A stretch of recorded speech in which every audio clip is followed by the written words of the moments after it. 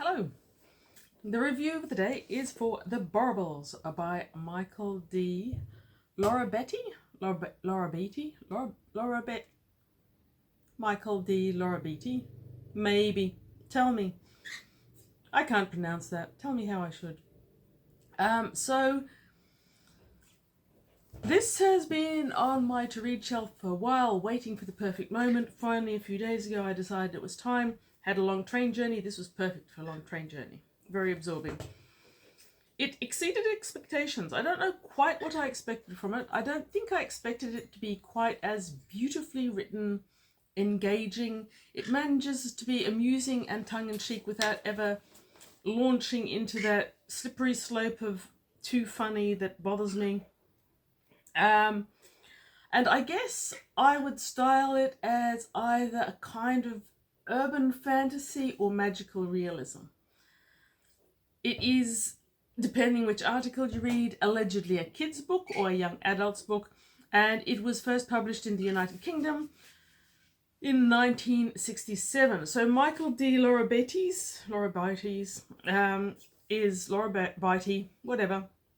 is a UK author. And he isn't known for fantasy or science fiction or young adult books. What he's known for is for travel writing. No. Say, hello, Virgil. I am a dinosaur. I chew books. I am not a Hawaiian chicken. We don't even know what a Hawaiian chicken is. Right? Yes. So, Michael de Larrabeiti. He was a UK author, and I thought I recognised the name, and in fact I did. He collaborated with Tim Severin on some of Tim Severin's amazing recreations of historical and literary journeys. Love Tim Severin. If that sort of thing is your cup of tea, check him out. Sinbad's Voyage is marvellous, and several of the others. And he was a photographer. Now, I don't really know too much about him, and the internet doesn't seem to know that much about him either, but it seems that he really didn't like the kids' book trend of being too twee and being too cutesy, I guess is the word. So he wrote these books. Now, The Borribles is the first in a trilogy, and when I first picked this up, I thought I'm not going to bother with the trilogy, but this is so good I'm considering it, especially if I get to find out what happened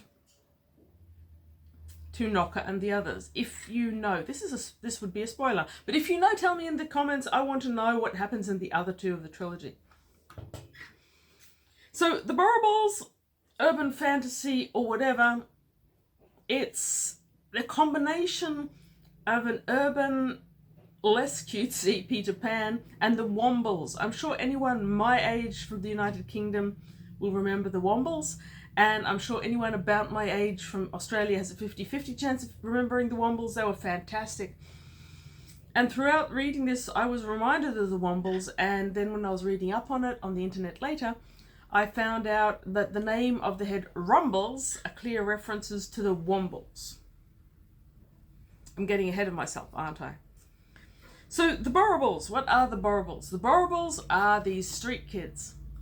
And these street kids are the trouble kids, the ones that play truant from school, or who are nabbed by a copper, or run away and play in the bushes.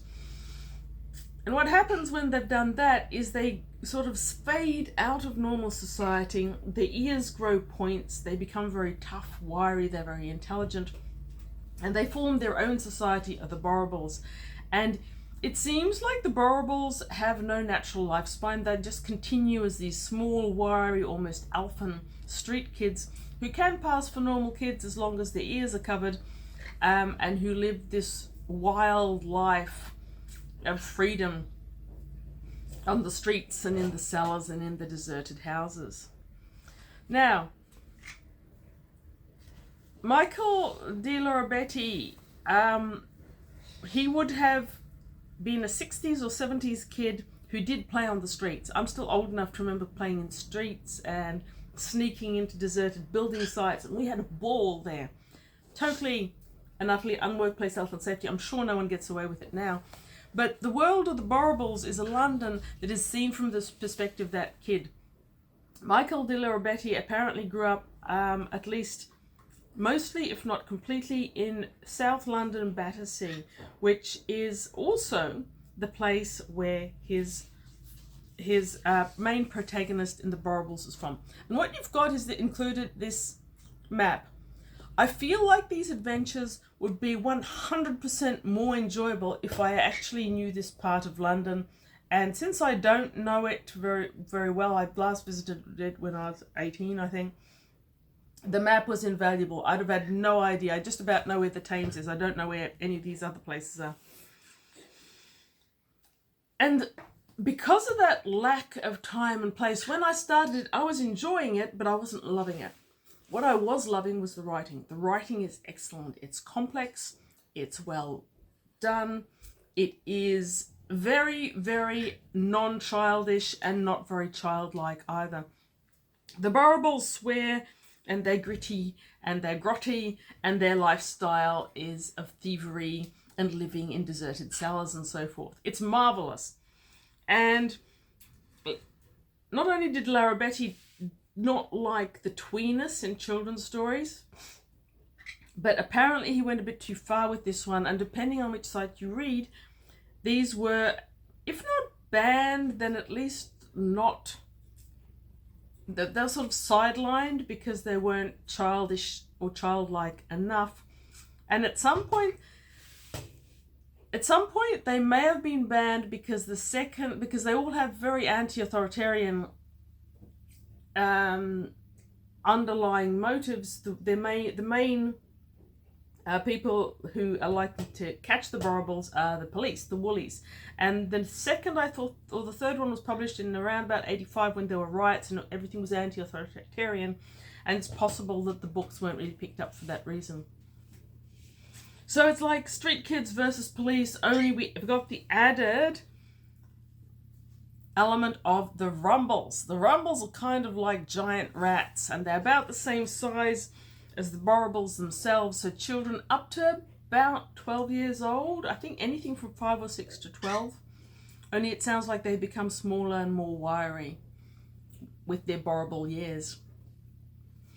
Now, the Rumbles are rats, and they live out of the city in this great plain.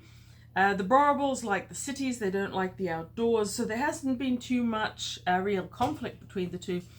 But in the beginning of this book, our main character, Knocker, who's a lookout for the Battersea Borribles borough, the Battersea Borribles borough, how good is that, finds a rumble tunneling underground, and he captures it. Now, the Rumbles and the Borribles are natural enemies. The interesting thing about the Rumbles is that they can't pronounce R, so it's like their own name is Wumbles, and the Borribles are Borribles. And he finds out there's some plot underway to invade Battersea, or there's something like that. He takes this information back to his chief called Spliff, and we're told that Spliff is quite old because the Borribles don't age, they just keep going as they are. And there's some reference to him having become a Borrible during the reign of the old queen. Whether that's Queen Victoria or not, maybe. Michael doesn't tell us, we can assume. So, based on the fact that they're claiming that the Rumbles are invading Battersea, Spliff, their chief, sends invitations to all the neighbouring boroughs of Borribles to send one person in to create a team of people who will invade the Rumbles' high command and show them that the Borribles are not to be trifled with, prevent them from carrying out their nefarious ratty plans, etc. De Larrabeiti has created a marvellous world that seems to me to have come together from the stories that kids playing on the streets after dark tell each other, a mythology and a rich ethos and a whole heap of meaty goodness that is amazing. That urban fantasy in the urban environment but one step away from it, and how they live is just fantastic, and I loved it. While this may be allegedly a young adult book, I think that anyone who appreciates good writing, real fantasy, innovativeness, real fantasy innovation in an urban environment. Should enjoy this. This is what steampunk wanted to grow up to be, but never quite made it to, in my opinion. But I'm not a steampunk fan.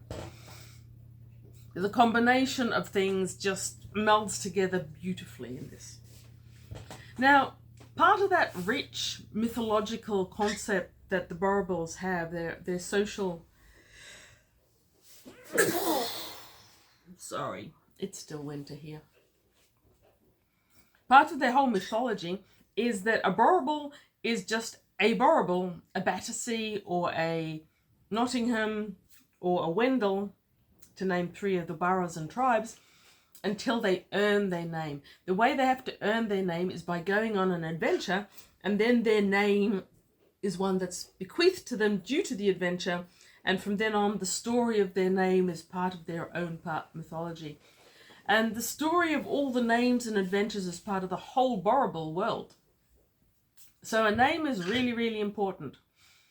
Our main protagonist, Knocker, has already earned a name, but his ambition is to earn many more. Spliff, his chief, apparently has dozens of names, though he likes to use Spliff. And we hear throughout time of others who have many names as well. Knocker wants, if I remember correctly, to have at least 5 names. And so when this huge adventure of infiltrating the Rumble burrow up on Rumbledom, that's it, past Putney Bridge and Parkside, for those of you who actually know London.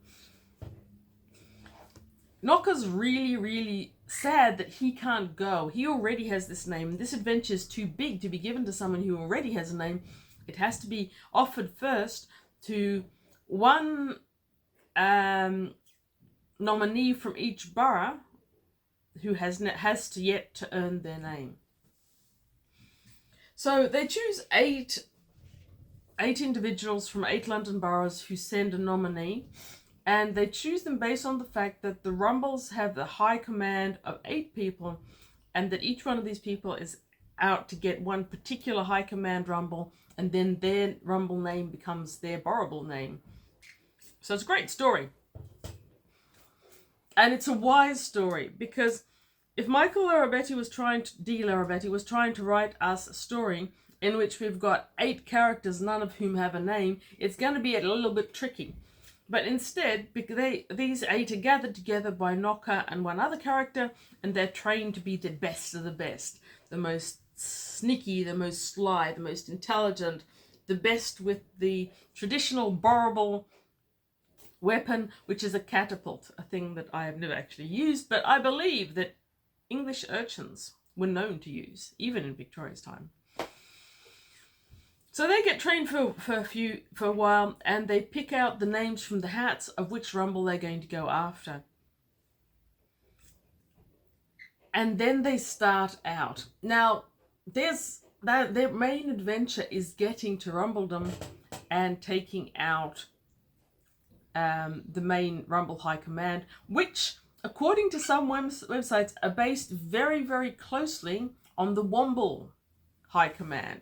I don't like to think that. I like the Wombles. I even had Womble apple flavoured toothpaste when I was about 8 or 9. Anyhow. But the story of how they get there is actually the main of the story. Because here we've got 8 or 9 or 10. It starts with the 8 who are the adventurers. Then Knocker joins as a historian. That's probably a spoiler. Whatever. You'll enjoy it anyway. And then another character comes in as well. Again, it's the whole story of the naming that brings him there. So you've got this team, and they're travelling through London, and they end up stealing a boat and travelling by the River Thames, which is great, but then they're travelling through streets. There's a couple of engrossing times in which they are captured and have to escape from captivity. We learn that there's such things as Borrible snatchers, adults who grab Borribles and force them to steal for them, and that was even more common in previous years. I'm hearing Oliver Twist from that one, fully Oliver Twist. Anyway, it's fantastic. Now, we also hear that a lot of the Borrible worst enemies and snatchers are likely to be Borribles themselves. So if a Borrible is caught by a woolly, a policeman, their ears are clipped. That is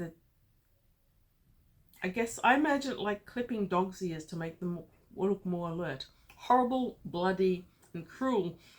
But it's presented as a kind of humorous, yet deadly serious fashion, because once the ears are clipped, the Borrible is no longer a Borrible and he becomes a regular child again and continues to age. And at the same time, those can be some of the worst opponents that the Borribles will later have, because they know how Borribles operate. They know all their secret signs and words and everything. Does Repeat want to see the camera? No, he doesn't. He wants to chew. He wants to chew branches. So that is tied up with part of their captivity. And I love the way, once again, it's from part of the ethos and mythos of kids playing in the street together.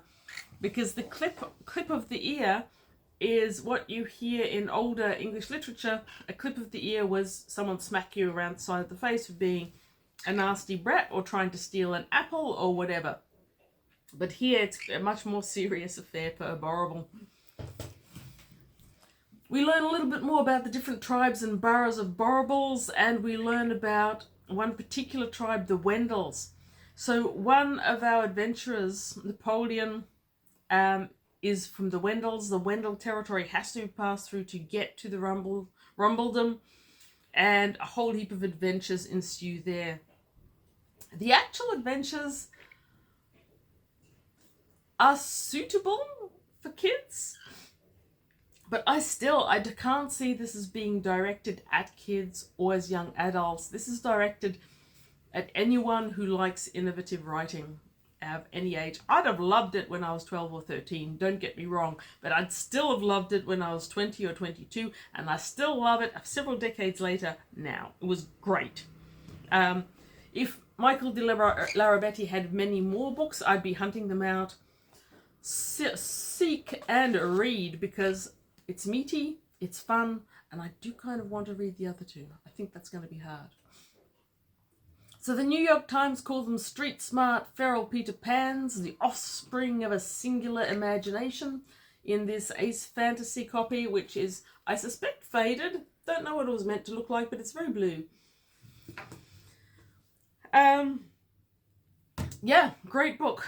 What have I not mentioned? The ending is adult, because not everyone makes it. And in all too many young adult or kids books, strange exclusions happen. I really want to know. I really want to know if we ever hear more about the ones who didn't make it. I know that somewhere out there on BookTube someone has read this book. Please tell me if you've read the other two in the trilogy and what continues on. I do want to know. Okay, what else to say? For the early 70s, it is more inclusive, if inclusivity is the thing that matters to you. Of the 8 chosen Borribles to go on this hunt, 2 are girls. They are given girl names, Charlotte and Sydney, but still. And one of them is described as having a black skin, but don't get upset about that. It was written in the 70s. And there is this amazing richness to the Borrible world that includes pretty much anything. And that, I feel, again, feels very much like a whole heap of kids after school, after dark, running around the streets of London, exploring deserted lots and abandoned cellars and having a ball. I too had a ball reading this, and I would thoroughly recommend this to many of my science fiction and fantasy reading friends, because this reads so much more like fantasy than it has any right to do, being so much based in a realistic place. Anyway, thank you for watching. Read good books. Bye.